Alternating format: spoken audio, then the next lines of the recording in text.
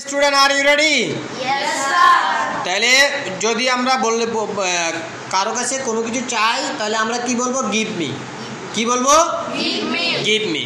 যদি বলি আমাকে একটা কলম দাও, গিভ মি এ। আমাকে একটা বই দাও, আমাকে একটা ডায়েরি দাও, আমাকে একটা চেয়ার দাও।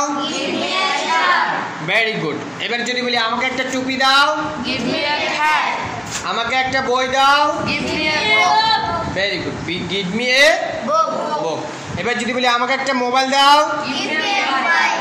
আমাকে একটা টুপি দাও। গিভ মি এ। আমাকে একটা পাঞ্জাবি দাও, আমাকে একটা ঘড়ি দাও, আমাকে একটা চশমা দাও।